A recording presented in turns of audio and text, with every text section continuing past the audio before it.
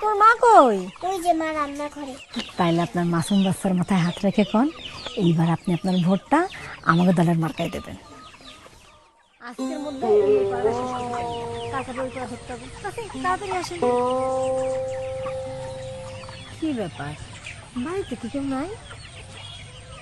বাবু, তোর মা কই? ওই যে মা রান্না করে। আসসালামু আলাইকুম আপা, আপনার কাজের মধ্যে একটু ডিস্টার্ব করতে আসলাম। ওয়ালাইকুম আসসালাম। আপনাকে তো ঠিক চিনতে পারলাম না। পরিচয় দিলে ঠিকই চিনতে পারবেন, আমার চাচা আপনার এলাকা থেকে ভোটে দাঁড়াইছে। এই যে দেখেন আমাদের মার্কা। ও, তা আপনাকে একটু চেয়ার দিয়ে একটু বসেন।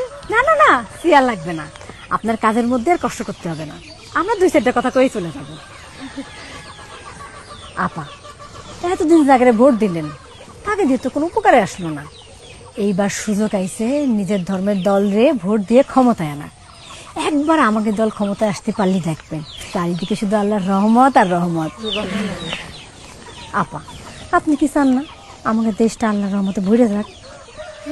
তা তো অবশ্যই। তাইলে আপনার মাসুম বাচ্চার মাথায় হাত রেখে কোন এইবার আপনি আপনার ভোটটা আমাকে দলের মার্কায় দেবেন। আপনার এত বড় সাহস, আপনি আমার মেয়ের মাথায় হাত রেখে আমার কসম কাটতে করছেন?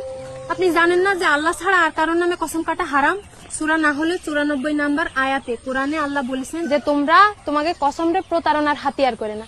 আর আপনারা সামান্য ভোটে জেতার জন্য আমার মাসুম বাচ্চাটারে ব্যবহার করতেছেন, আমারে হারাম শিরক এগুলোর দিকে ঠেলে দিচ্ছেন। মানুষ কি আর আগের মতন বোকা আছে? কি পাইছেনটা কি আপনারা? যান বাড়িতে বেরোয় যান। আরে নেন, যান বাড়িতে বেরোয় যান।